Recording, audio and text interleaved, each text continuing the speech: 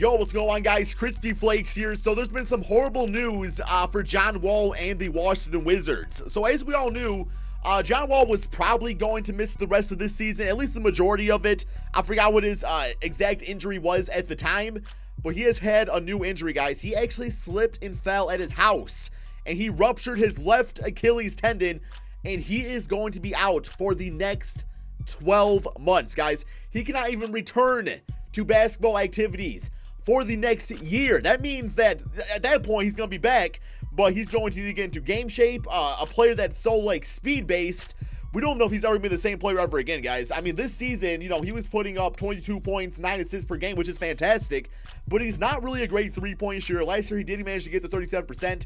This year back down to 30%, and it's just like a guy that relies so much on just being quicker than everybody else. We have no idea how this is going to affect his athleticism. But then you go over here to the salary cap table and you look at the money that is being owed, because pretty much he's not going to be back till the 2020-2021 NBA season. That's pretty much what I'm going to write it off as. This year making $19 million. Next year, $38 million. After that, $41 million, $44 million, and then he has a player option for $47 million for a guy that might never ever be the same again. This is such a bad situation. I don't even know the first way of how to even rebuild this team, guys. I don't even know where to start. Just because you go over here and you look at the roster, you got Bradley Beal up in here, right? And Bradley Beal's been great this season. Gonna be an all-star, 24 points, 5 rebounds, 5 assists. But even if he plays like this, the team's record is 22-31. They don't have the money to put talent around Bradley Beal forever. Forever. It's like, until his contract's up, they don't have money. I mean, like, they got so much money eating up with John Wall now, who's not even going to be playing. That's $142 million over the next 4 or 5 years, just essentially gone. Otto Porter on a 2-year, $53 million deal. We know how horrible he's been. And then you go down here, you got, Trevor Ariza, his contract's fine. That's only a 1-year deal. Ian Mahimi at 2 years, $32 million. It's like, what do you do with this team? And I think the only option is that you completely just clean house. You embrace the fact that this team is not going to be good for the next 4 to 5 years. You trade as many contracts as possible. You trade away guys that are going to help you win games, because you need to embrace the tank. You need to just go into it with the mindset, the next 3, 4, 5 years, you want to try to get top 5 picks in the draft. That is what this team needs to be doing until John Wall is off the books. Once he's healthy, let him prove himself with all the rookies on the team and stuff, and then maybe try to trade away his contract, although you'd have to be absolutely insane to take on that kind of type of money. So yeah, we're gonna go to the trade finder. I'm not doing a 5-season rebuild, because at the beginning of March I am going to be starting my road to championship series back up. But I'm going to do like the early steps of what I think this team needs to do, guys, pretty much. So yeah, Bradley Beal, it's like you're looking for expiring deals or draft picks, ideally draft picks. Here you get Gordon Hayward, so I mean you also get a top 5 protected pick. Yeah, Tobias Harris, that's not going to happen. John Collins, Hassan Whiteside, Jeremy Lamb. Because you you don't really want talent on your team all that much.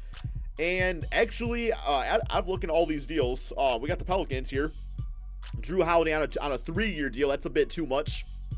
I kind of, you want to like free up money, but at the same time, if it means taking on a bad contract and getting a draft pick, you would do it. So in this case, Gordon Hayward, 2-3 years as a 7-9 overall, he's not going to help this team out anyway. So getting that top 5 protected draft pick would actually be pretty nice. I say this is probably the best offer on the board. Because Gordon Hayward, not can help this team win any games though as a 7-9 overall. So we get him for right now. That's fine. And we trade Bradley Beal. He goes to a contender in the Boston Celtics. I think it's a win-win situation. Seeing how the Wizards would need to go into a rebuild now.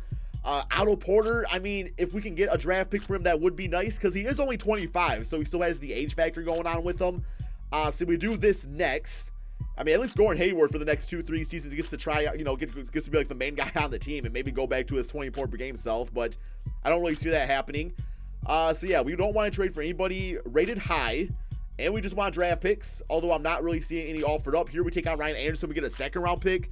I mean, if that's the best offer we get, Ryan Anderson, at least that money's off the books after this season, so at least we get a 2nd round pick out of it, and we get rid of the horrible contract, frees up cap space for us after this season. So you do that, Phoenix Suns get themselves a nice player in Otto Porter, and we just become more of a horrible team as we try to go for that top 3 pick in the draft.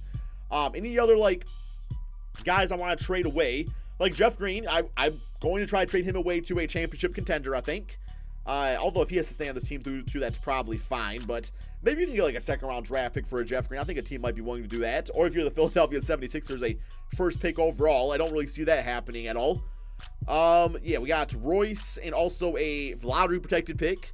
The Utah Jazz, I feel like Jeff Green's actually a really nice fit for that team because he is more of a stretch forward. So alongside Rudy Gobert, that actually does make a lot of sense. It's years down the road with the draft pick, but that should be fine. And yeah, man, so the team for the rest of this season is Satoransky. We got John Jenkins, a 60 overall, Gordon Hayward, Sam Dekker, Thomas Bryant. Thomas Bryant is really the only big-time asset because this season averaging 17 points, 11 rebounds per game, been an absolute beast. So at least he gets to start for this team. And over the next 4 or 5 seasons, that's like one of our main rebuilding pieces is him. And of course, Dwight Howard, his contract should be off the books after this season. I believe Markieff Morris probably trade him down the line. But yeah, it's a bad situation. So I'm going to go ahead and simulate to the rest of this NBA season. And yeah, we're going to see how bad this team can do. So the team did finish with a record of 28-54. So I believe they were at like, what, like, was it like 20 wins or something like that when we started all this?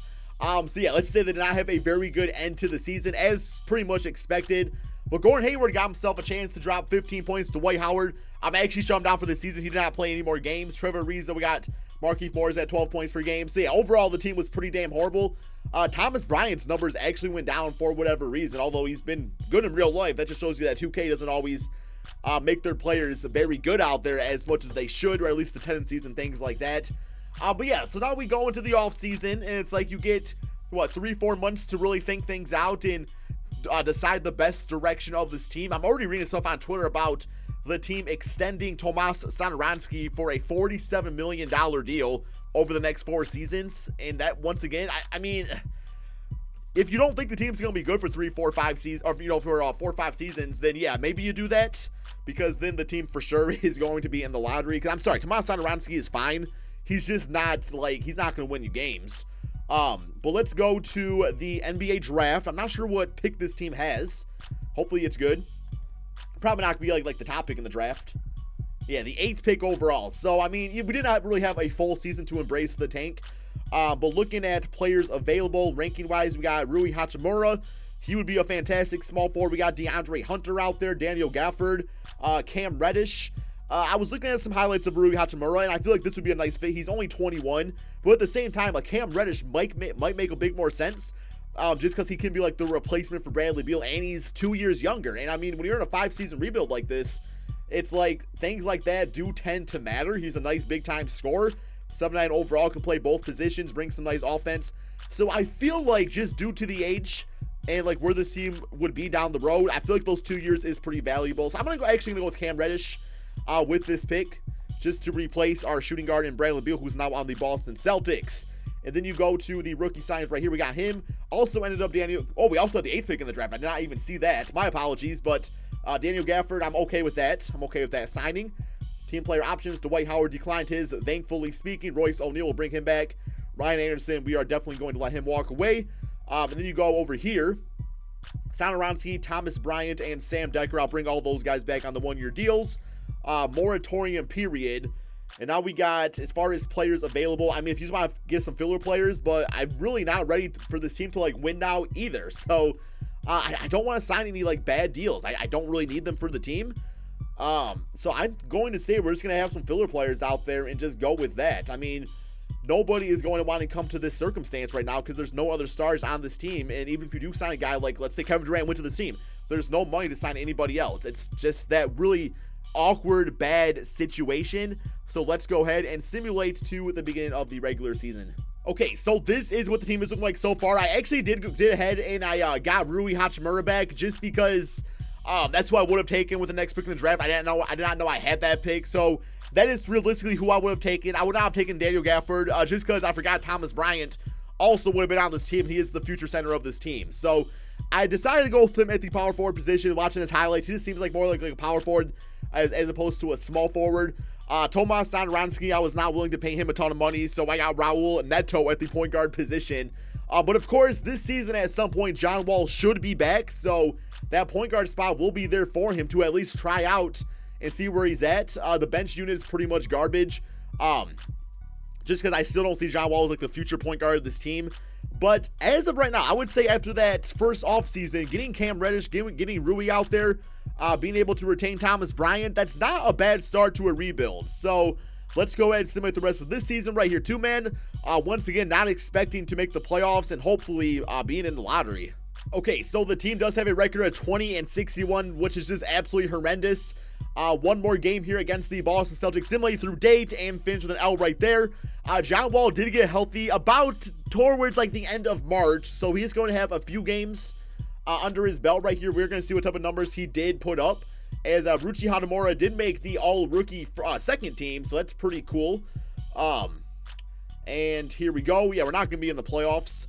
Let's go to the player stats, though. And we do have John Wall at 16 points, 6 assists. Still not the same player. Like, those numbers are just down for what he normally does out there. And they might not even be that good. The rest of the team, like Gordon Hayward, only on the one-year deal now. John Wall, I feel like some team out there would probably pay for John Wall or give him his money. But, you know, the Washington Wizards would not get any sort of assets out of it. So yeah, we are going to end the video right here. Keep in mind, guys, this is not really supposed to be a rebuild. This is more so just me using this as an outlet to kind of talk about the circumstance of the Washington Wizards and what they should do. And that is just, I would just embrace the tank right now. I mean, let John Wall play when he's ready to play, and just hope that he goes out there and does something to the point where a team will bite on him and, you know, maybe trade you a second-round pick, because that's all you're going to get. I mean, the contract's just so bad. It would be a second-round pick and maybe some expiring deals. That's the best you can hope for. So, trade Bradley Beal, trade Otto Porter, trade anybody that's going to help you win games now, and just accept the fact 5 years down the road, LeBron's going to be retired. The Golden State Warriors are going to be washed up, hopefully, and do your damage then.